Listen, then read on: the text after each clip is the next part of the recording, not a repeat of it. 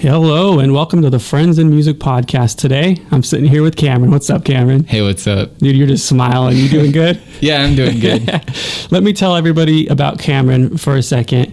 Met Cameron back up in school. We both were in bands. I met him before I joined a band, and you were just the nicest person. You were so easy to talk to, so welcoming, and I mean, even to today, you still are. Thanks. You're the kindest person, and I mean that with every ounce of my body. You're the kindest person. Well, thank you. That's really nice to hear. I don't know what to say about that. Is there a mean bone in your body? I think one time this kid Frank didn't like me, and well, screw Frank. He doesn't know kindness. Yeah. Not at all, dude. You're just. No, I'm kidding. You're such a good person. Thank you. It's really sweet. If I'm around you, I want to be smiling and I want to be happy because that's what you're doing, and it's just contagious, dude. So, all right. Thank you. I'm glad we're doing this. This is going to be a lot of fun. I do want to ask you something off script, real quick. Yeah. What are your favorite things in life? Off script? Well, I mean, I didn't give you this one. Oh yeah, you're right. For it, so I want to know genuinely, what are your favorite things in life? My favorite things in life. Probably, I know it sounds kind of strange, but I love riding my skateboard. Okay. I literally, it's my transportation. I take it everywhere. I've got longboard wheels on it, so I can just keep going. Yeah. And I cruise. I go everywhere with it, and I've saved so much money by just... Yeah, definitely. I've been a full year without a car, and I've been able to survive because I live deep in Salt Lake City, downtown, but... It's pretty cool. Yeah, that public transportation, you've literally gotten into using that. How's that been for you? I like it. Yeah. I know it's not for everybody, but I just put in my headphones and I let someone else drive me. I let someone else take me where I need to go. Back when I did drive in Salt Lake, it was so busy. Yeah. And how long is your commute when you go to work normally? It's 40 minutes. Okay. I mean, I go all the way to a different town. Yeah. Instead of a 30-minute drive or a 25-minute drive, it's a 40-minute train ride, and I'd rather do that. I just sit there and... Yeah, what do you do at that time? That's what I'm curious about. I usually check out new music. Sometimes I'll scroll. Yeah.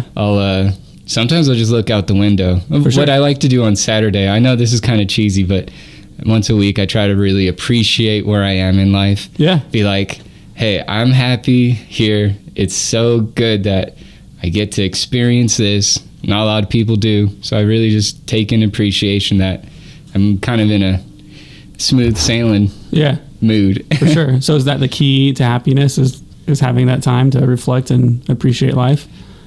I mean, if you're asking me the key to happiness, I don't know the answer to that. But for my own personal points, I think really just trying to find, I just feel like there's a lot of negativity out there, and it's really hard to keep your balance if you're always focused on what's bringing you down. I feel like it's easier to be happy and enjoy life than to keep finding ways for it to bring you down yourself. Yeah, definitely. I like that, and I appreciate you sharing that, because of course, really whatever you're doing in life, you've been through some trials, man. You've got some hard things, but you're smiling, dude. You're happy. Thanks. And seriously, whoever's around you is happy too, because you're just so happy. So whatever you're doing, man, it's working. So tell us the secret. The secret's listening to rock music. Take public transportation. And public transport. Blast your music and reflect. I do think, I don't know, living in the city, for me, it's good because I get to see lots of people, see different lives, and just from that different lifestyles, you get to just appreciate all the different kinds of people that there are, and it's so cool to me. Yeah, just to see and everyday life in the city, which I didn't get when we were in school in Rexburg. Yeah. Well, that right now too, you can walk to a whole bunch of venues, not only see people, but you can see bands too, pretty easy. I can look out my door and see two venues. Which ones? Complex? Metro and the Complex. Nice, dude. Yeah. So super quick walking distance. Mm-hmm. That's awesome, man. So as an outsider perspective, I would say the things that you like and enjoy most, and you can correct me. What'd you say first? Skateboarding, right? Yeah, my skateboard. So I would say skateboarding, music, and video games. Is that fair to say? Yeah, okay. I do really like video games. and always spending some time outside every day. Oh, there you go. I always try to, even if it's like 8 at night, I didn't do anything, I need to just go on a 20-minute walk. Yeah. Make sure you do something active. That's something that I learned last year. I really love being outside. I like hiking. I like camping. Oh, me too. Just sitting there, it's so good. if there's a body of water, just go sit by that. But last year, you can relate, we both went through kind of a similar trial last year. And that's something that I had to push myself to do is I'd get home from work. And if I didn't have anything to do, I'd make sure I'd play the drums every day and make sure I'd go for a walk. Oh, yeah. Something just to get outside so you aren't just cooped up and looking at a screen or TV. And yeah, that can get to you. For sure. It definitely can. I found that out. Because, we were in the same sitch at one point. Yep. And, that's influenced my whole journey of how I even got here and why I think this way. I feel like 3 years ago, I was a completely different person. Even though when you knew me, I was still this person. Yeah. People change over time and you kind of grow and learn. And I'm glad that I've had this time to find myself. Yeah. Good, man. Good for you. And I'm Thanks. glad that you're Though. doing well. Yeah. Thanks, dude. I appreciate it. Mm-hmm. So here we are. We're doing this. This is fun, dude. Yeah. Heck yeah. we had a dinner the other night, so it's good conversation to kind of discuss what we were going to talk about on this. And I'm really looking forward to it. Even me 10 minutes ago before we started, we were talking about stuff. We're like, wait, we gotta wait. You gotta wait. So back when we met, I'm curious to know if our stories are different. I remember meeting you at like an acoustic show with you and Tony. Tony. Your previous drummer. Previous drummer. Yes, I remember Tony. Was it me and him playing? No. You guys, we were all sitting down, and I saw you guys, so I came and sat with you guys. Oh, That's why I'm awesome. saying you're the nicest person, because you just welcomed me. You let me sit at your table, and then okay. I don't know if either of us were wearing a band shirt, but we were at a music thing, so it was just really easy we probably talked about it. Yeah, hop into conversation, and we became friends that day. So, do you remember anything previous to that, or do you have anything different you can share? From remembering you, did you play in high C before then? Because I remember seeing you playing drums in high C, I bet. I feel like the band hadn't started yet, but maybe it had. If it had or hadn't, I'm sure I saw you around. You're probably part of the whole music, trying the 2020 or 2016 formation of the Rexburg music scene. I feel like is a pretty interesting time when Skizzy's or Sammy's first. Sammy's turned to Skizzy's. Yeah. That's kind of that whole turning point where I feel like the Rexburg music scene really started to kind of build. Yeah. In my opinion. I don't know what it was like before. Pick back up, or I didn't live there. a new wave, maybe we want to call it, because I'm sure there's a lot of our friends that were there before us. Of course. It was there, but when we got there was nothing. Yeah, there's not really anywhere to play, I feel like. Yeah, not a whole lot was happening, and so it was cool that we found stuff to do. And oh yeah, what more do you want to say about that time? The first, when it changed to Skizzy's, that's when Carry On Kid played its first show. Was there, or did we play the Battle of the Bands? I think we did. You guys played the Battle of the Bands, yeah, for sure. Under Leap Into Action. Oh, nice. I forgot there's a different band name. Well, that was the very first band name. Yeah. And then after that first show, Christian and I talked, and we're like, oh, Carry On Kid sounds cool. Yeah. Mm-hmm. And we played that show, and that was one of the greatest experiences in Rexburg, because it was the new venue, a bunch of random people showed up, and it was just, people were like crowd surfing. It was really fun. That's sick, dude. I didn't participate in that show, but I was there front and center, supporting you guys, hanging out. Oh, it was so cool. I had a lot of fun just being able to just enjoy the music that night. Ooh, the cat's climbing. No, don't break my things.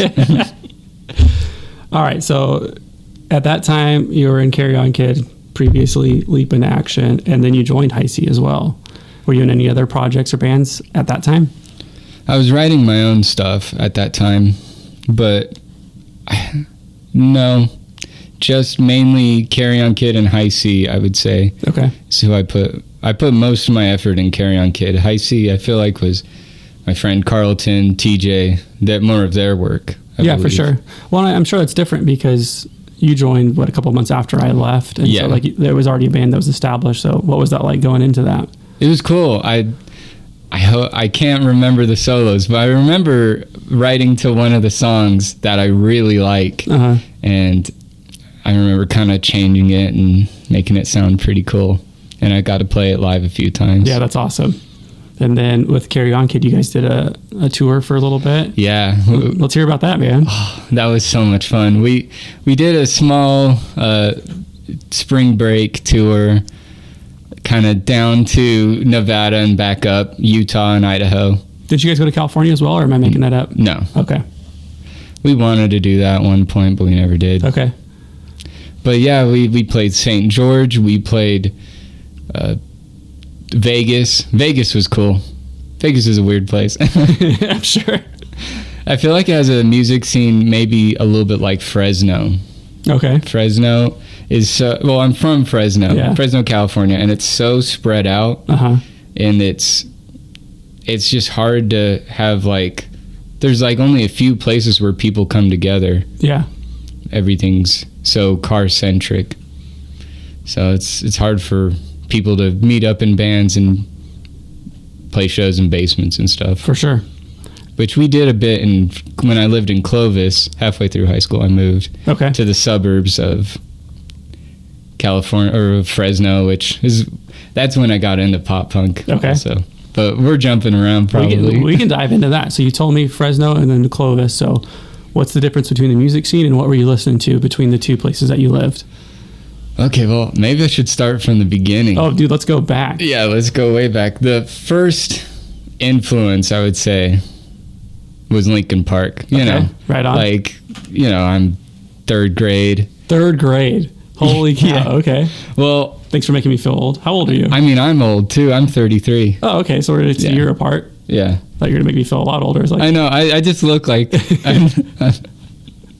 Anyways, but yeah, I was listening to Linkin Park, and that Meteor album came out kind of around when I was in middle school. Oh, that makes me feel old. Yeah, dude, for real. And that's when I started listening, was that album, and I was in 6th grade. Yeah, me too. And I think it was influenced from my friend, though.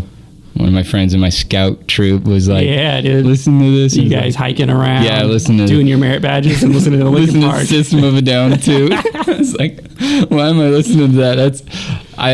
That's probably like the 4th album I ever bought was System of a Down. I'm so surprised I got that.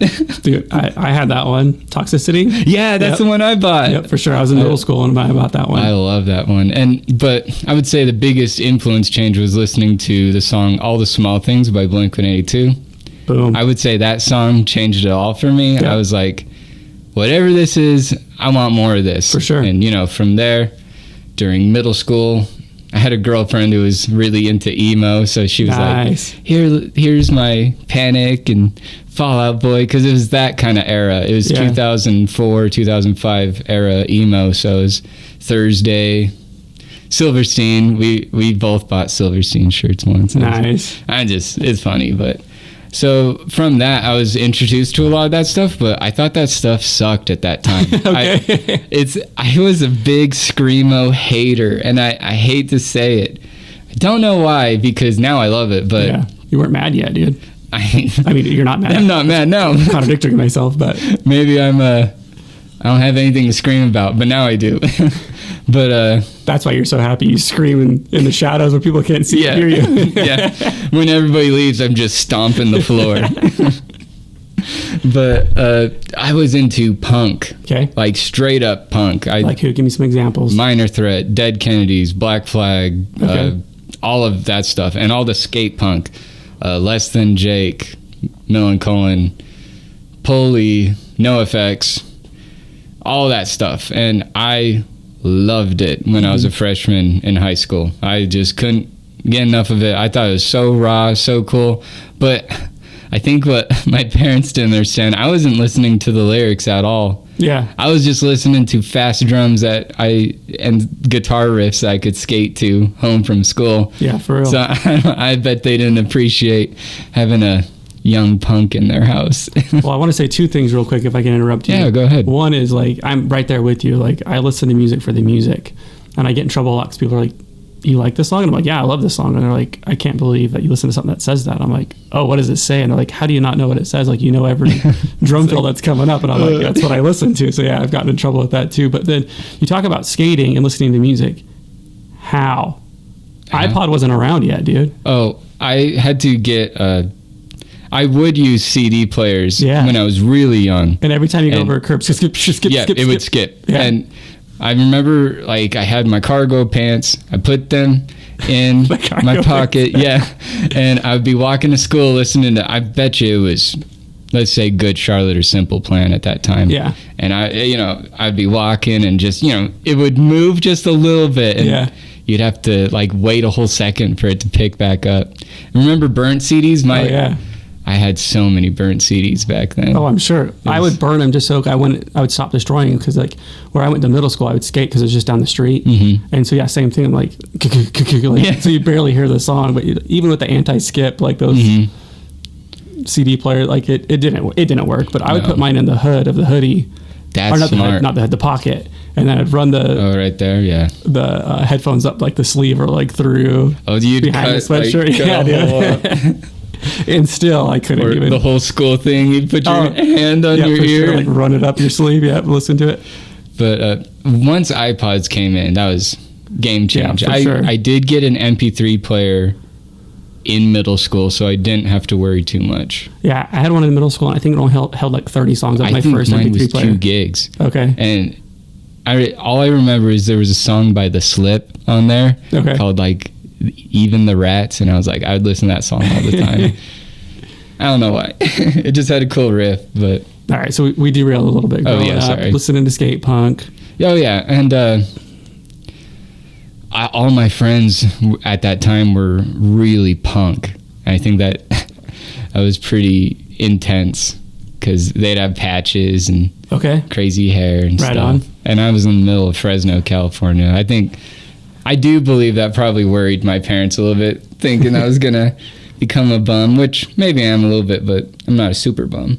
You're doing great, man. I'm kidding. You don't need to add that part. This is all good. I'm not cutting nothing. No. But so I would say at that time it was more skate punk than hardcore punk, but I still would go back and forth. Okay. I did listen to the lyrics, but I think my religion mixed with the lyrics, there was a lot of clashing. For sure. So I kind of didn't know how to digest it at the time. Okay. And then I moved to the suburbs of Fresno, which is Clovis, and that's when I was still into punk. Yeah. But a friend of mine gave me 2 albums, and those albums, I would say, changed like the course of my path on music completely. And it was Set Your Goals. Oh my gosh, what's it called? We just saw it a second ago. Yeah. The one with like the treasure map on it, right? Yeah, I know. That's what you're talking about? Mutiny. Yeah. All right. I'll start over. Set Your Goals, Mutiny. That one. And Daggermouth, Stallone. Okay. And I wanted to guess that one. And Stallone and Abracadabra, whatever. I forgot what the other album's called. Oh, Turf Wars. Okay. And those 2 albums basically changed the whole view of like, oh shoot, punk, pop punk was really neon at that time. Pop punk can be edgy too. Yeah. So I was like, I'm really digging this. And then from that found 4 Years Strong. Nice. And 4 Years Strong, that opened the whole easycore door. Oh, for sure. And I don't think there's anyone more obsessed with easycore than me senior year of high school. Anything that had chugs and was like pop punk was the best thing I've ever heard in my life. So 4 Years Strong. 4 Years Strong. I have some deep cuts. Act as One is one of them. They're very pop punk. Yep. Like The Only Easy Day Was Yesterday, dude. It's such a great song. Yeah, I love Act as One. A Bone to Be Radical. Oh, so cool. But let me think. There's a 4 Years Strong. Act as One. This is why I need notes. Would you put A Day to Remember on that list? Yes, but I think they were even too heavy for me at that time because I was listening to hardcore, but not screamo. Okay. I know. But Rise or Die Trying, that's back when they had their synth player and he screamed. Yeah. So, I love that one. Okay. That's the album that changed also. I loved. Yeah, that's a great album. Shout out. I would put that on one of my top 5 favorite albums. Really? I do put that on my top 5. So. What's your favorite song off that album?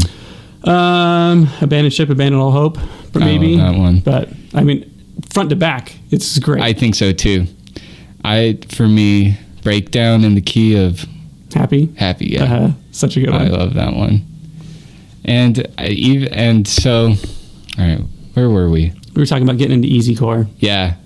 And that's when I wanted, like, I had some friends in high school who they made an easycore band called Count Me In. Nice. I loved them, Yeah. but all my punk friends were like, no, easycore sucks. Yeah. I've always been the genre jumper. I kind of Okay. don't care. If I like something, that's what I like. But I always stay in kind of the punk vein, I feel like. Or Yeah. the punk and emo, screamo vein. For sure. Sometimes metal. But from then, and then I moved out, you know, my life changed, went on a mission for 3 months, didn't like it, came home. Okay. And from then I was like, okay, I need to move. So I moved to Provo, and that's when the new formation of pop punk, which was like Turnover, Citizen, Balance and Composure, Basement, Yeah. all those kind of bands were starting to come around. Title Fight. I was even listening to Title Fight back in the day, and I loved that stuff. Yeah, for sure. I thought that stuff was crazy good.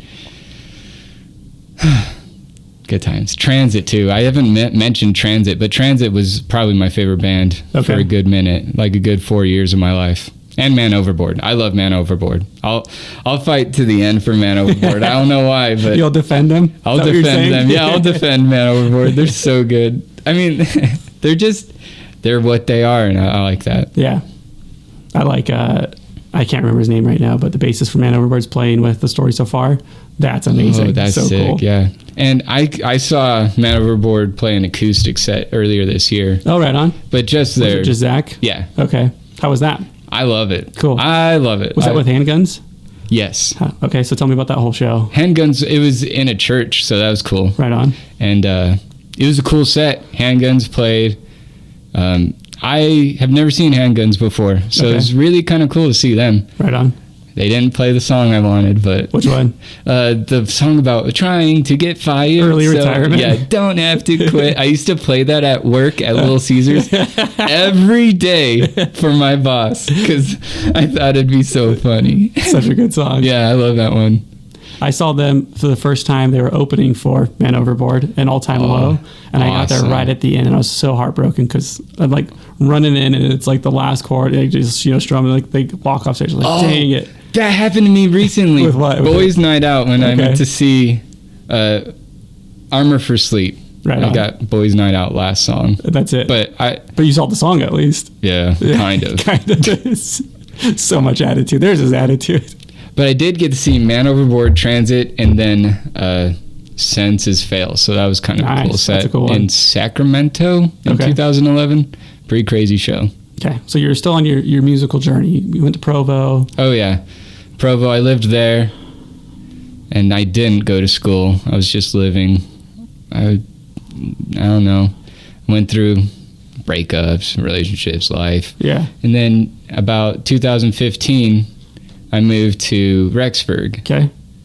And I moved with my brother because I had a big relationship and a big falling out. It was all over. And my brother's just like, hey, let's get you to Rexburg. Maybe you can go to school and do something with your life. Well, I went there, but I didn't really do much with school. You were in two bands, though. You did something with your life. Oh, yeah. I was busy. Yeah. Of course I couldn't do school. I had 2 bands to do. But, yeah, and that's when I basically tried to start Carry On Kid. I was like, hey, or at that time, Leap Into Action. Yeah.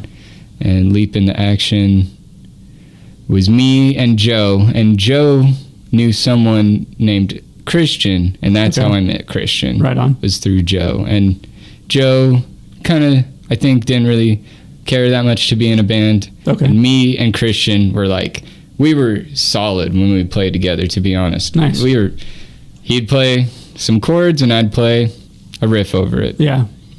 I've heard 2 people, and maybe I can't say names, but I've had 2 people tell me that you're their most favorite musician they've played with. What? That's crazy. Mm-hmm. That's really sweet. Tell them thanks. I won't.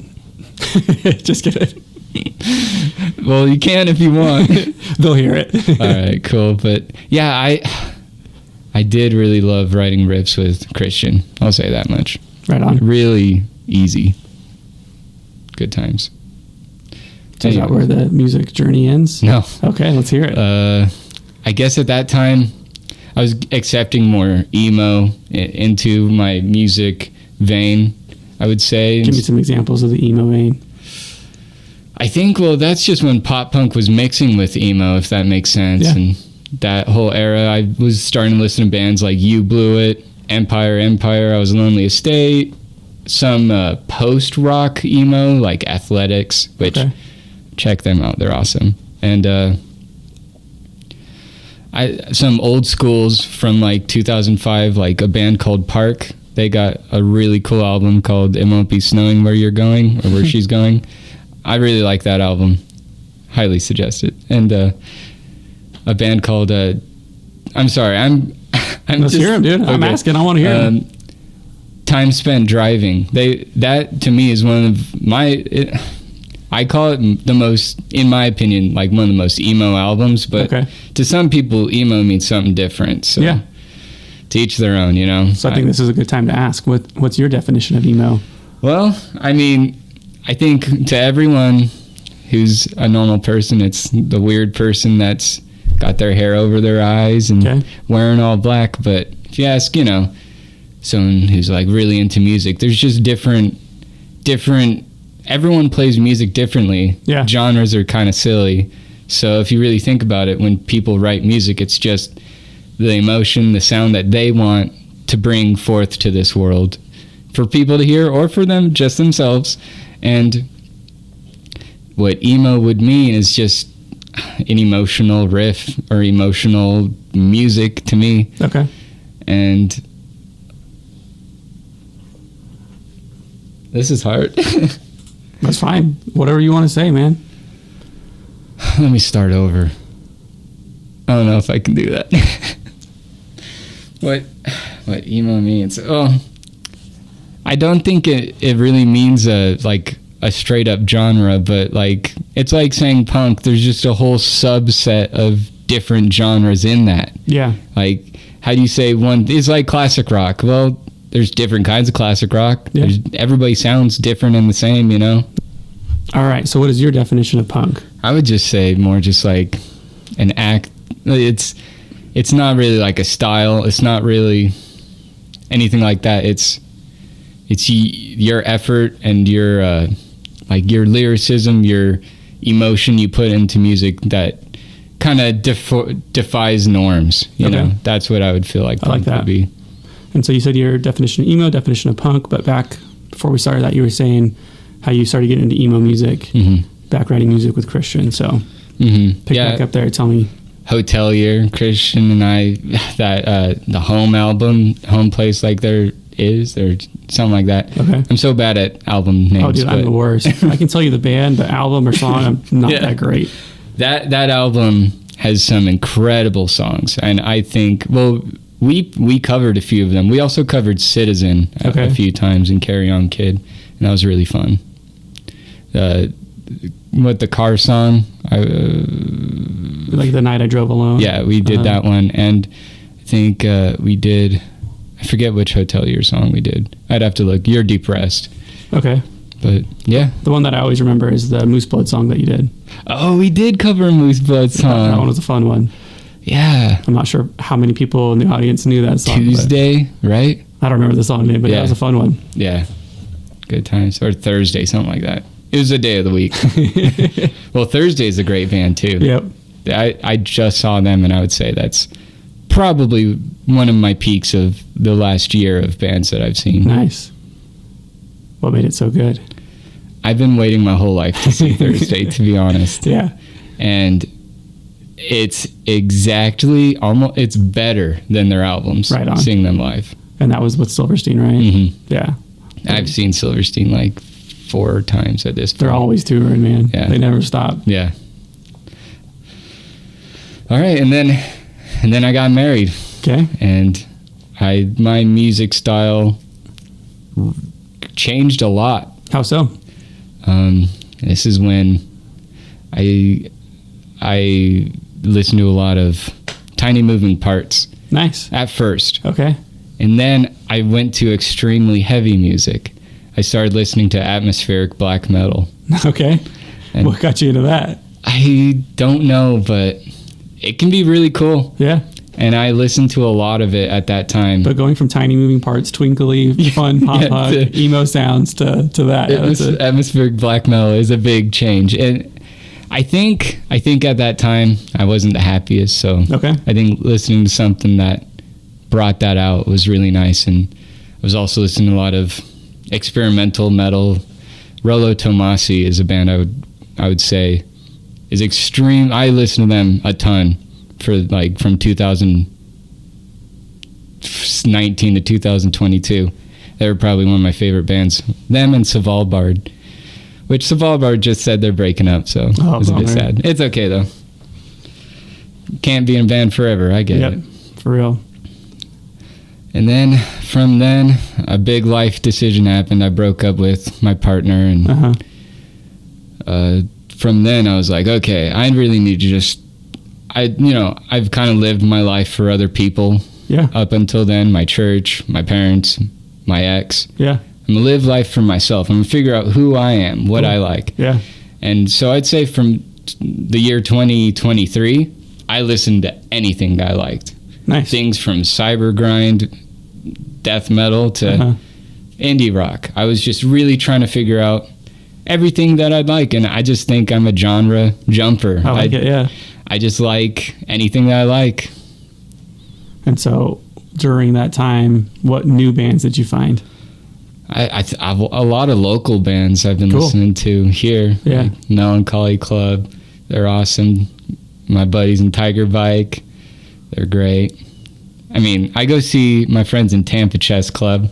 I've been to every single one of their shows so far. Right on, dude. Hopefully I can go to every single one. You're a good friend, good supporter. I try. But let me think of bigger bands. Summer 2000, that's kind of fifth wave emo, which I don't know if I like it that. I like fifth wave emo, but I do think the more punk driven emo is where I'm at. Yeah, for sure. I agree with you there. I like riffs. I really like if you listen to the bands that I play in, I'm always trying to do solos and riffs, and I get bored if I'm playing 4 chords in a row. So I really need to always switch it up. Yeah, definitely. And then when you were married during that time, did she bring any new music to the table for you? Did you find anything through her? No, not really. What about concerts? You go to any concerts for her? No. She didn't really like music. Okay. I think I liked one Taylor Swift song. I can't really remember which one. That's funny. And then so you brought us up to pretty much present day, and now you're in a new band. What's that band? We are called Denver, Colorado. Where did that name come from? I mean, it's hard for me to say because I'm from Colorado, so I really have to think about it when I want to say it. That's so funny. Yeah. Me and my roommates, back before Patrick was my roommate, Chris was my roommate, and me, Chris, and Ben were just hanging out late one night, and we were thinking of band names, and we were just joking, and I was just like, why don't we just call ourselves Denver, Colorado? Just switch Denver to, Yeah. And they all thought it was great, so I just like, let's make that a band. That's one thing that people need to realize. If you ever want to name a band, good luck. It's so hard to find something that's not taken. Yeah, at this point, shoot, everything's taken. So yeah, good job. Yeah. So what do you said you're a riff guy, so I assume you're playing lead for them? I play lead, and I guess I'm lead vocals. I have to force myself to be lead vocals. It's scary. I don't like singing and playing at the same time because I'm always trying to play something different. It's really hard to sing at the same time as that. And so you guys have played a few shows here, Salt Lake, We've Ogden. played 2 shows so far. Okay. 1 acoustic, 1 full band. Really hope we get to play stuff soon, and I really hope we get some music recorded. We're gonna start here in a few weeks. Right on, we'll dude. get a small EP out. Awesome. Can't wait for that. Yeah. Do you have a name for the EP yet or no? No. Okay. And then how did the 2 shows go here? Awesome every single time. I guess we do a good job. I'm always a little, I don't know if I'm hard on myself, but I'm like, I'd say, I wonder how that sounded. But people seem to clap. Yeah, as long as they don't throw tomatoes, I guess we did good. If they're carrying out tomatoes, there's something wrong with them. And then there's a deep cut for you that I recently found out about. It's called Saving Daylight. Oh, yeah. It's on Bandcamp. Yeah, that exists. Let's hear about it, man. I wrote that. It's like my 2025 or 2015, 2016 post breakup album. Yeah. I would say there's maybe 3 good songs on there. Out of how many? Out of 9. No, they're all great. Come on. Oh, stop. And I do think it's funny because they were recorded on like a tablet microphone. So not even anything good. Yeah. On the floor in a BYU apartment. Nice. Where where my roommates are just telling me to shut up. Yeah, the whole time. Yeah. And I'm like, how am I supposed to record this when my roommates are yelling at me, telling me, why don't you shut up, play something nice? It's like, okay, fine, sorry. But yeah, I wrote that. It's kind of a finger picking kind of type play style mixed with, I don't even know if it's emo. It's kind of songwritery, but I think I could write something better at this point. Maybe I should just do another Saving Daylight album. But dude, that'd be awesome. I wouldn't say that it'd be better. I mean, different, right? Like, it was important to you at the time, but yeah, now if you do a part 2, that'd be sweet. Yeah, actually, some of those songs are transposed into new Denver, Colorado songs. Oh, cool. That's awesome. So I guess that's a deep, deep cut. Is some of those songs, some of the riffs I play are part of the new band now. Right on. So you have Carry On Kids on Spotify, a whole bunch of places. Saving Daylight's on Bandcamp. Do you have any other recordings that people can find? I mean, I wonder where High C is. Well, that's lost. And I mean, I've recorded the drums for most of those songs 3 times. Dang. And there's one demo that Chase did for us back in the day. Yeah. I wonder I don't know about when I left the band. If you guys had any, I recorded all the songs right before I moved. We tried to record once, I believe, once or twice. No, we had a few nights of recording up in that barn or whatever we were in. That was awesome. Yeah, it's a fun place playing to practice music up there. Yeah. That was so cool. I loved playing music at Carlton's house. Yeah. That was sick. And then during COVID, Carlton and I got together and I recorded 3 songs again on an electric set. Me and Tyler Miller got together, recorded the song. They came out great, but again, it's the 3rd time. So I think I struck out with getting High C songs done because they're lost in the abyss somewhere. I can't remember how to play what I did. It would be cool though if we all found a way to get back together that'd be cool. and get them out there because they were some of the best songs I've ever had the opportunity to play. They were fun. It'd be cool if Carry On Kid played again. Yeah. Maybe we could do that. That'd be cool. You guys could find a way to do it. Yeah. That would be awesome. All right. So can we move on now? Yeah. We just saw your CD collection. Yeah. You showed it to me. It's amazing. There's a ton. There's a bit much. It needs to be organized, but yeah. It's fine. It was fun. It was fun to thumb through because like every other one, we had a conversation about. So how many CDs are sitting over there? Probably 300. Okay. So I would. This is, I guess, a little fun one. I used to go skateboarding, and I'd have like $2 or $3, and there was a place called Tower Records down the street from where I lived, and I would go there and just buy an album and come back home and listen to it. Just any. If it looked cool, no preview, nothing. I would go down the punk aisle, and if it looked cool, I'd pick it up. So based like look cool, album artwork look cool. All right, cool. Or if it spoke to me somehow. Yeah. And that's how I picked up a lot of good CDs. Yeah. Actually, the first introduction to music ever, I was walking to school and in like 4th grade, and I saw a CD on the floor, on the ground. Someone threw out their window or something. It was called the Gravity Tour 96 CD or something. Yeah. I can't find it anywhere, but it's just filled with ska bands and punk bands and reggae. And it blew my mind when I was like in 4th grade. I thought, it was like Catch-22. If you ever listen to them, they've got incredible songs. They became Streetlight Manifesto later, so it was really cool. And I think they had Suicide Machines and stuff. The Suicide Machines self-titled, or I think it's called Indestructible. I need to know what it's called. Yeah. So is that a really good one? Is that what you're giving credit to for getting into music? Is finding the CD on the side of the road? I would say that and Tony Hawk Pro Skater. Okay, perfect. Which I think there's a lot of people, especially Yeah. from our generation. Yes, I got it on the 64, and Tony Hawk American Wasteland also helped me with music too, I would say. That's the one that came out like on PS2 Uh-huh. when I was in middle school and high school. Okay. But the first one, the song New Girl by Suicide Machines and the Suicidal Tendencies Psycho Vision, I loved those songs, and I'd keep playing. I bought both of those CDs later in life, and I've always loved them. Nice, dude.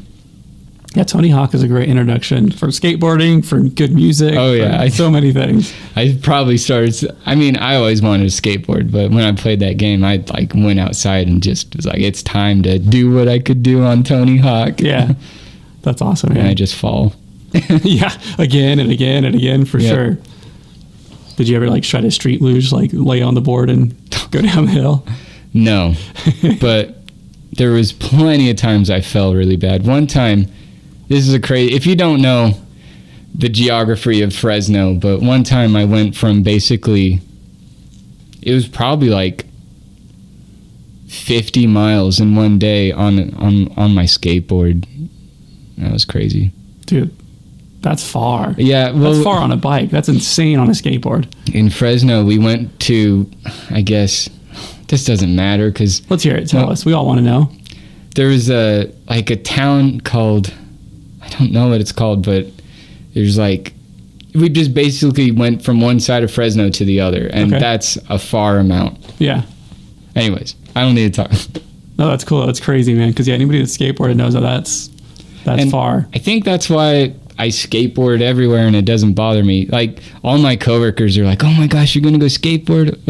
Like that's what I want to do. Yeah. I don't think you guys understand. I would rather be in this than in a car any day, For sure. except at night, because everybody wants to kill a skateboarder at night. Intentionally or unintentionally, but Yeah. for sure. I skate with a lantern, Oh, do you really? Yeah. That's sick. That's So- really smart. and I like shake it so people don't hit me. I'm like, I'm just a guy, don't hit me. I need to Just get you dude. a high-vis jacket, man, so you will reflect when people Yeah. are coming down the road. I'm going to get you one. You need that. Or a beanie or something. Yeah, something with like reflectors on Yeah. it, lights. That'd be cool. Yeah, for me, when you're talking about skating far distances, I went back to Colorado for holidays this last year, and I was staying at my mom's house, and we drove down to my cousin's house a couple towns away. Mm-hmm. And the drive back that night, I'm like, how did I used to ride my bike here? Like, this is far. Yeah. Well, bike you can go Yeah, even you farther. can go further for sure. And for me, like, skateboarding was like a shorter phase of life because it hurt. I mean, I fell a ton. yeah. And you can get faster further. You can jump higher on a bike. And I was like, so that's what stuck with me. But that's insane when we were growing up, just how far you could go because you had no rules. Like, you want to go see your friends? That's how you got there. Yeah, I that's what we did. Me in high school, we'd bike to our friends Yeah. all the time. I loved doing that. I even got to do that growing up. I feel blessed to be in that generation of still being outside. Yeah. Is really cool. Definitely like I don't know if you'd want to call it the streetlight generation, but when the streetlights came on, that's when you go home. Cause I remember that rule. I mean, you might have had it. I think my parents were nice and they let me hang out pretty late. Oh, nice, dude. That's cool. Well, me and my friends never caused that much mischief. We would explore abandoned buildings sometimes. And that's not bad. If that's all you're doing, that's not bad at all. Yeah, that was so much fun. Now, would you be so generous to let me say 2 random things, if that's okay? Yeah, go right ahead. When you were talking about finding your CDs, going up and down the aisle, going based off the pictures, I just want to say I'm the same way, dude. That's how I found Britney Spears, Christina Aguilera, Nice. Spice Girls. I bought those CDs. They had great artwork. Dude. Oh, I get what you're saying. Oh. And then the other thing I want to say is I just flew back from DC last night. I'm in Salt Lake right now. Going to drive down to Phoenix here in a couple days.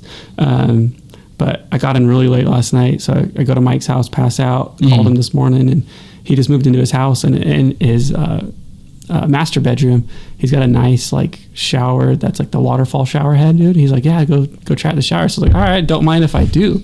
Yeah. It's nice, dude. Like, it's nice for me to be able to stand underneath the shower head because I'm over 6 foot. Oh, It's not that tall, but I have to crouch sometimes to get in my head and wash my hair. Yeah, if it's a waterfall, that's nice. Dude, it was a nice feature. So, shout out waterfall shower heads. But so he's got 2 cats at the house right now, Mm-hmm. and it's just like an open type room thing. So first shower in a waterfall shower head, and first shower being stared at from 2 cats the whole time as I'm showering with the glass door. That's so funny. So that's fresh on my mind. I just want to share that with you. No, right now. that's good. I mean, my cat's Was right here. running around somewhere. She's knocking stuff over on the windowsill a second ago. Yeah, that's fine. That's what they do. What's your cat's name? Well, Pandora. Technically, I'm only watching her for a week. Okay. And then, but there's a couple cats here in the Yeah. house. There's William, Okay. Willow. Her name's Willow. And then Nolly. She just moved in. Okay. So from all the cats that you have here in the house, what instruments would all of them play if they were in a band? I think Nolly would sing Okay. and play guitar. My cat would play drums, Pandora. Right on. And then William would play bass guitar, I believe. We got to find a way to get them to Yeah. all pose in front of the instruments. Yeah, get a cat band picture. That'd be so funny. My band was actually thinking about that. Since we all have cats, we could take a picture of all of us holding our cats. That Dude. might be a good band picture. You should. And when I was in the band Cheshire, we said that our genre was paw punk instead of pop punk. Oh, Paw punk. that's good. So you could take that here. Oh, for free. shoot. I'm going to take it. I forget. Oh, and then we said we had a post that was we're recording new music right now. Oh, that's good. I like that. we had a little fun with it. So, when you were growing up in California, what year did you say you moved away from there? 2011. Okay, and how old were you at the time? 19. Okay, so did you go to shows when you were living in California? No. Oh, okay. Fresno, I probably went to 1 show a year growing up because Okay. there's nothing really in Fresno. A few times I would go to like Sacramento, but the best Fresno show I ever went to was AFI. Ooh.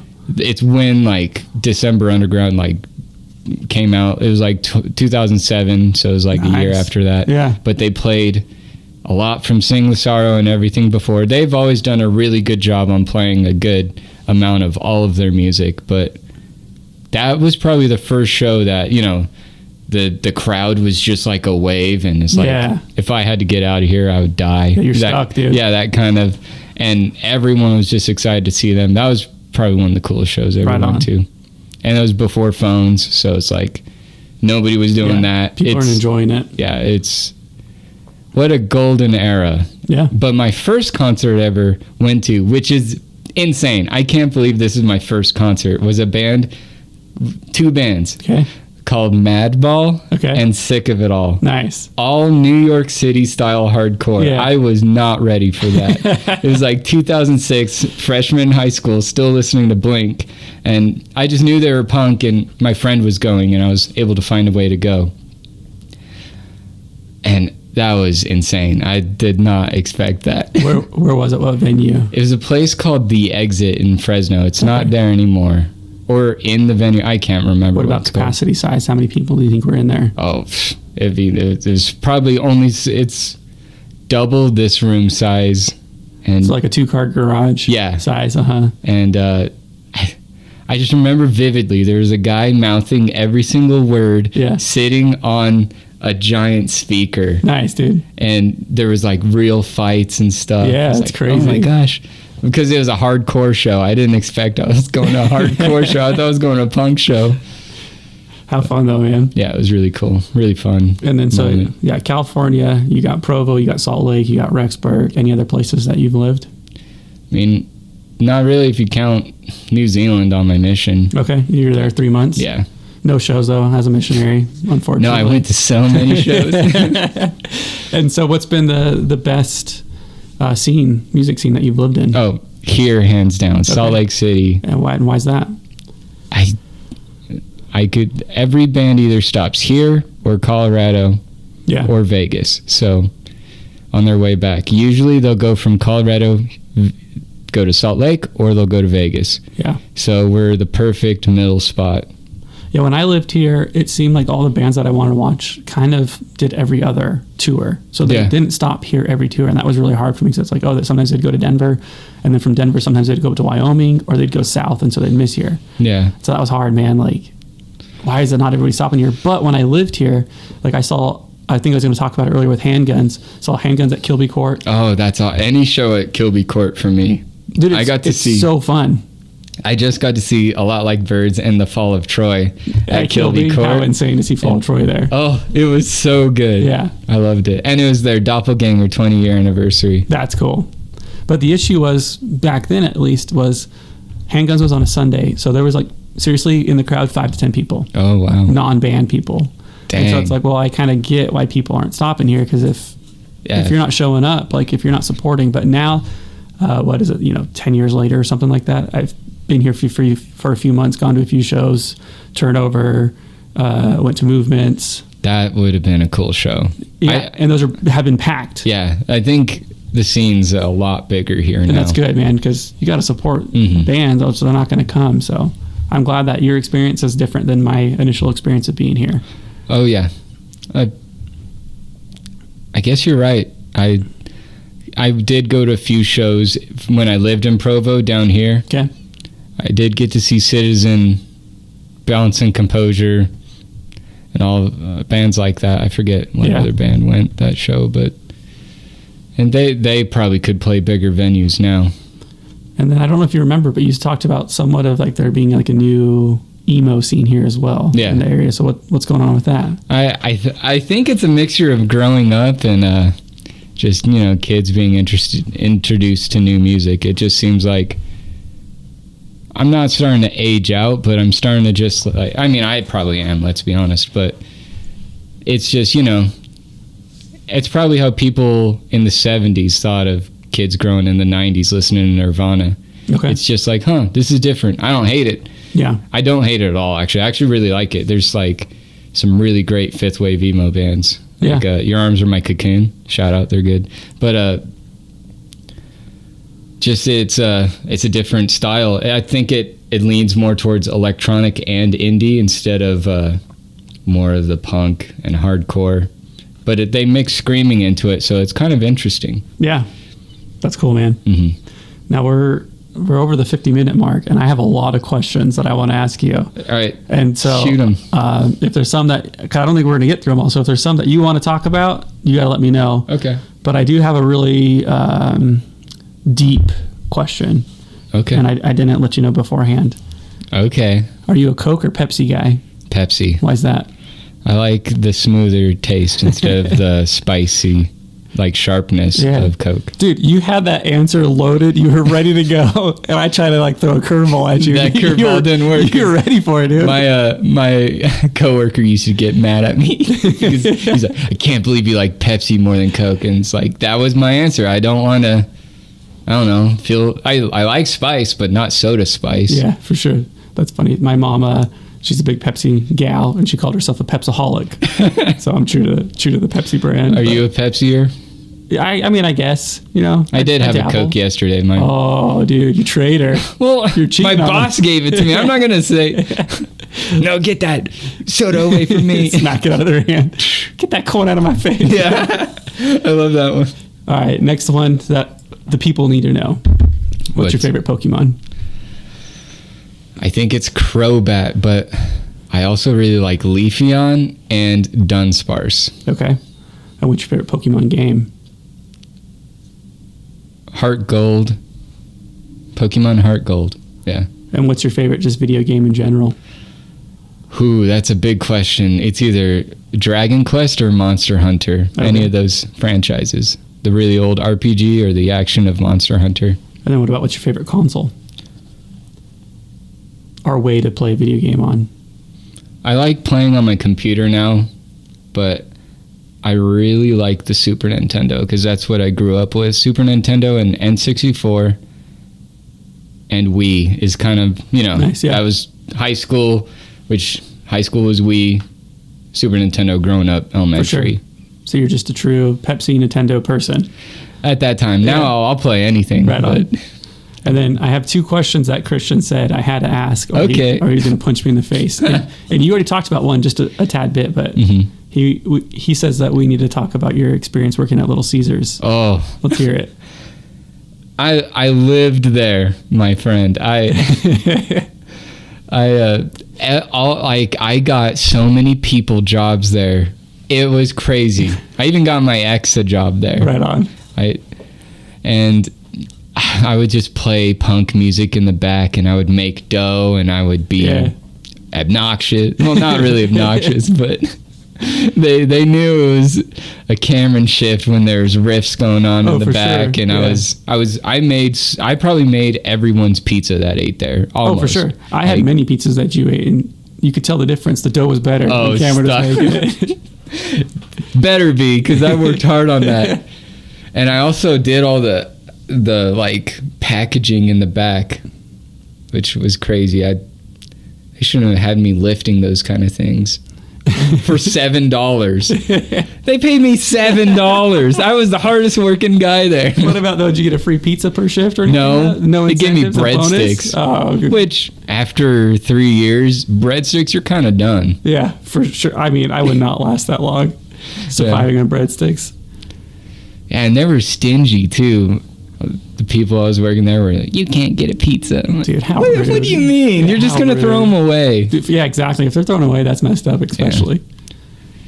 Usurping their power, which doesn't make sense to me. I would never use it against someone if you're gonna throw it away. But Yeah. teacher, I don't know. Making $7 an hour, not fun. What does sound fun to me is just having an easy job blasting music. Like, I would Yeah. love to have that right now. That was the fun part. Was chilling. The rushes were crazy though in Rexburg, because I felt like half the city went to go get pizza. For sure. I mean, there was a couple options, but for cheap, something that could fill you up, dude. Yeah, that was the and option. especially 2015 Little Caesars was better than Little Caesars now. It was pretty good. The guy's changed his recipe or something, huh? Yeah, Caesar declared he's like, change the pizza, make it worse. And then the other Christian question, that's kind of hard to say that real quick. Christian question. Oh, yeah, it's easy for you. He said 90s nostalgic snacks. Ooh. He wants to hear you talk about some of those. Sobe. I miss Sobe a little bit. I miss Sobe. There was this time when I probably was like in 8th grade, and we were walking down in like late at night, like maybe 12, with my friends, and my friend wanted to convince me that Sobe makes you passive aggressive. Like, What the heck? he's like, Cameron, you can't drink that. You're going to become passive aggressive. Dude, I love conspiracies, but I think that might be the weirdest conspiracy I've ever heard. Yeah, and I drank it, and he's like, you got to stop. Everything you're saying is passive aggressive now. Dude, that's so funny. I don't know if you remember, but do you remember Slice, the soda back in the day? No. Oh, wait. With the orange soda? slice? Uh-huh. Yeah. So Yeah. somebody the other day, we were talking about orange soda. I was like, oh, Slice used to be the best orange soda. I was like, whatever happened to it? And I saw they were coming back, right? Ooh. They were at Warped Tour. They were a sponsor at Warped Tour. That's cool. That's awesome. I may have had quite a few of the free samples, but Oh, no way. it was good. It was good. So there's your little free plug, Slice. You're welcome. They're going to love that. What about Dunkaroos, though? I was told that's one that was a favorite of yours. Is that false information?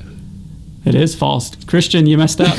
I probably love Dunkaroos, but I didn't have too many. But what's funny about that is Christian said, to bring that up to talk to you about it. Not this last time for Warped Tour, but the time before when I was out in Virginia hanging out with them, is we were just watching YouTube videos. There was like the 90s nostalgia snacks. Oh, those are good. And so we like watched like this 20 or 30 minute video about all the snacks, and we're like, dude, I don't remember that, but I would totally try that. And Dunkaroos was one of the big ones on there. I would try one too. But Sobe, do you remember when Sobe made the energy drink?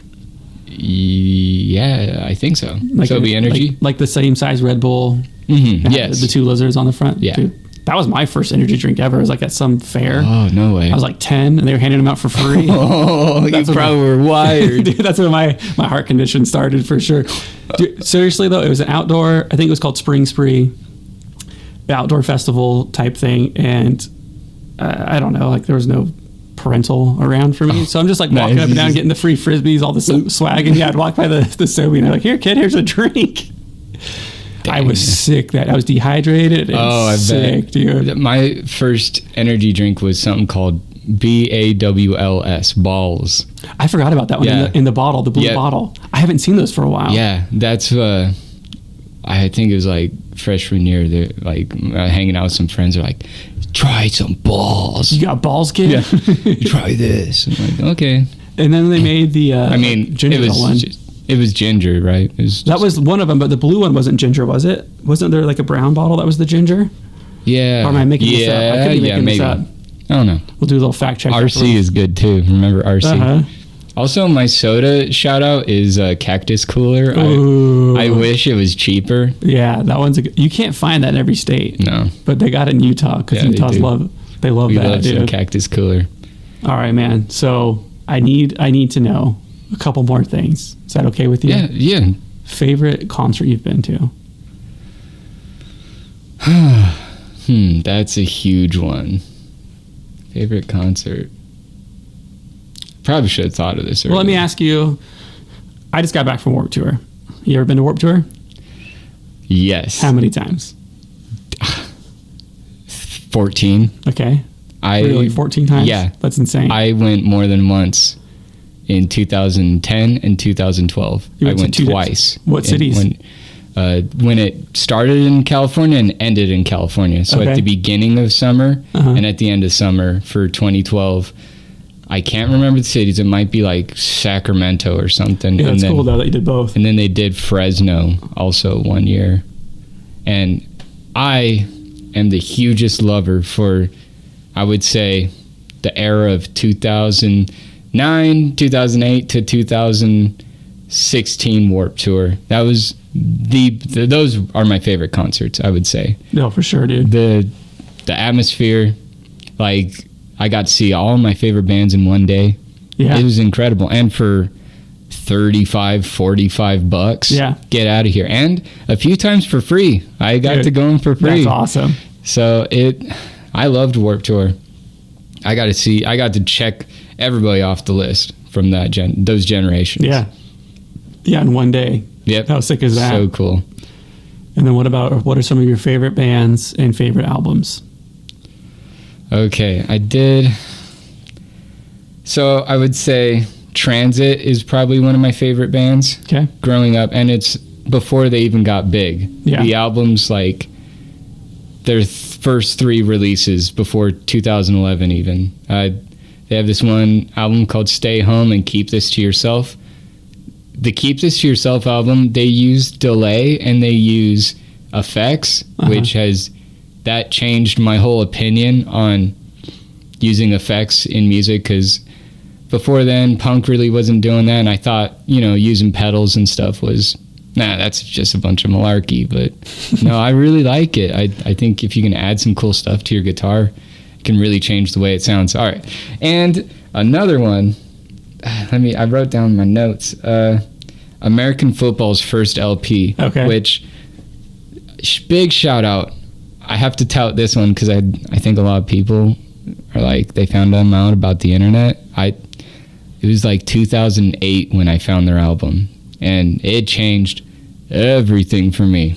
I've said that for every single thing so far, but I really love that American Football first LP and Get Up Kids, 4 Minute Mile, Something to Write Home About. Those 2 albums are the emo openers when I was still in high school.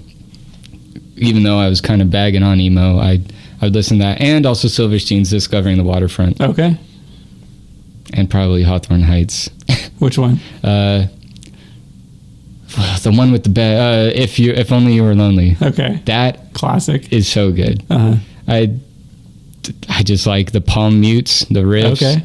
I like the vocals. I like everything on that album. Did you get to see Hawthorne Heights back when the Screamer was still around? No. Okay, so you missed that. I'm sorry. I was a jerk freshman year of high school, because there's this girl, Hawthorne Heights and Aiden was her favorite band, and she told me like the day, Casey from Hawthorne Heights died, and I'm like, why would I care? Oh, back in the day. I was like, now I'm like, oh my gosh, that changed everything for that band. It did, yeah. It really did. I mean, I think now they've kind of found their sound. Like, it took a while for them to find how they were going to do those songs. Yeah. What are they going to do? But it works now. Like, I was kind of disappointed seeing them at Warped Tour the other day. Like, it wasn't as good, but what were you going to say? You saw Scary Kids Scaring Kids, right? I did, yeah. That is that first album of theirs with like My Darkest Hour. Yeah. That's one of my first albums of metalcore that I ever listened to in my life. That was the first group and album for me where I accepted high pitch singing. Like, Chiodos, they're cool, dude, but back then, I don't know if it's just because everybody loved them, but it wasn't for me. But then Scary Kids came about, and I'm like, oh, this is sick. The Chiodos Penguins in Alaska song, that one was, I love that song. Yeah, and I love that whole album now. Me too. But just back then, it was just hard for me to get into because it was so different. Some of the synth is a little silly in that album now I think about it. But now I love it. But like, I love it that it's there. When For You Strong had the synth, like, that was a totally different experience, and it was really good. And then Chunk No Captain Chunk, like, their synth is sick. Oh, like, I got to see them. How was that? They're awesome. I got to see back in 2014. Okay. Right before the end of them. Okay, yeah, I saw them once on Warped and then once at El Corazon in Seattle. They're awesome. Dude, they're so fun. They're just fun. Well, what's funny is, so I saw them twice at Warped. I take that back, because the first time I saw them was I saw their tent and it said Chunk No Captain Chunk, and I'm like, dude, that's a Goonies reference. How sick is that? Like, and so I look at the schedule and I'm like, oh, well, there's nothing else going on at that time, so like, I'm gonna check them out. You just got to see them? That would have blew my mind. That's how I found them, man. Yeah, and same with Transit. That same day was. Oh, that's awesome. I hadn't heard of Transit, but what's funny is, so like, their merch at the time was the upside down anchor, and so they had their tent that had that same logo, and so I thought, like, looks wise, because, you know, like, metal at the time, like, oh, you thought it was metal? Yeah, it was all nautical references, and so I was like, oh, that's a metal band, and then I watched it, like, oh, this isn't metal at all, like, this is sick. I'm really glad you bring up metal and nautical references, because it's so true. Everybody did it. Abandon all shit. Yeah, everybody did it back then. Yeah. I mean, not even like metal, because you have For Your Strong that did it, you have Census Fail that did it. It was just all the shout bands did some about our ship is sinking. But then Pirate Core came from that. It's so sick. Oh, you're talking about like Ailstorm. I got to see them last year at Warped Tour. How was that? I mean, it's fun. Yeah. I was there to have a good time. Kind of like an Aquabats type thing, like just fun. Yeah, you're just a pirate. Right on. You know, one band that's like just a fun band that I didn't get to see, but hopefully they'll come back, is Oakley Dokley. Do you know that band? Yeah, I do. That's so funny. They're from Arizona, and I'm going back, so hopefully they'll do a reunion show when I'm down there. That'd be so cool. Or hopefully I run into Ned or the other Ned. All the different Neds. All the Flander family. I got two more. All right. You talked about your first album that you found on the street. What was the first one you ever purchased? Simple Plans. The one with all of them on the cover sitting there. Yeah. With Perfect and whatever. What is that album? How do I not remember the name? I saw that they're coming out with a... Go ahead. I thought I had it, but it's still not getting any's their first one. They have a documentary coming out about them. It's pretty interesting. Like, looking forward to seeing... Because, I mean, they had a different band. I didn't know till, like, probably, like, within the last year that they had a band previous to Simple Plan, so that was sick. That's cool. I didn't know that either. Yeah, it's probably something more punk. Yeah, more punk. Can't remember the name, but it was good. And then, you know, Mark Hoppus talks about how that was one band that he wanted to help. And so I remember there was the song that he did guest vocals on, didn't even, you know, credit himself. And so I'm looking forward to seeing that. Oh, yeah. Their cool origin story. And then the other one I got to ask you, the band Worthwhile. Yeah. I haven't heard of them. Christian was talking about them the other day, and that's how you guys got the name Carry On Kid. So obviously that one's meaningful to you. I have two stories with Worthwhile. Okay, let's hear it. My senior year of high school, I messaged them on MySpace. Oh, sick. And they said they'd come and play my birthday party. Did they? No.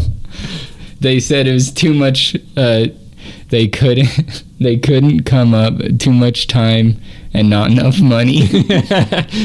That's them asking for money. Yeah, I was like, wait, you guys aren't just gonna come play for me? Poor Cameron. I know, but we ended up getting a band called like Driven by Midnight. Some like vampire band played and like had blood capsules and was like going crazy, and it scared the Mormon parents that we were playing a show at their house. and then Worthwhile played a show, a house show with In Her Own Words in nice. Provo. Right on. That's probably one of my most mind-blowing experiences too, Yeah. because In Her Own Words and Worthwhile did a song together. Okay. And it's a super easy core, cool song, breakdown, everything. And they, none of them would ever play it again, except they were both just touring together. So they were like, yeah, this is the last time we'll ever play this song. And it was really cool that I got to hear it one last time. Dude, that's awesome. And In Her Own Words is a good band too. They're great, yeah. Not too many people talk about, but that's a good one. Mm-hmm. Any more bands that you want to bring up or talk about? Oh, I mean, let's think. I could just go on all day. All we have to do is just go sit down with your CD collection. We can just talk the rest of the day. Yeah, just keep going. Static Dress is a pretty cool band that is newer that I really like. Okay. They're kind of artsy, pretty cool. I got to see them at Fellowship Hall recently, which is like a room the size of a living room. So it was really cool to be that up close with that's them. Awesome. And I don't know if you have any more questions, What's your favorite color? Probably blue. What shade of blue? Maybe a light blue. Okay. Or a dark blue. Just depending on the day? Yeah. What is it today? Light blue. Okay. Nice. I like that answer. Thanks. I'm really glad we got to do this. I'm glad you took the time to let me come over and record this with you. Yeah, of course. Thanks for asking me random questions about music. Hopefully it's just not me spewing random band names the whole time. And that's fine if it is, man. People hopefully will check them out and, learn some music from you and learn more about you because of the music that you recommended, which I think is really cool. And I'm glad we're doing this. Well, thanks. Yeah. Is there anything else you want to add? I guess the key to happiness is just going outside every day. Don't drink 3 energy drinks and try to sleep. 3 energy drinks in your life or per day? Every day. So I can do 2.5. We're good there? Maybe. Okay. Maybe. There was a time in my life I was drinking so many energy drinks, and I think that did a big number on me. So yeah. If I could help anyone, don't do that. Calm down on them. Yeah. Heather, he's talking about you. You Chill have out. enough energy. You're good. Yeah, you're good for sure, dude. All right, man. Well, thanks for doing this with me. I really appreciate it. All right. Thank you.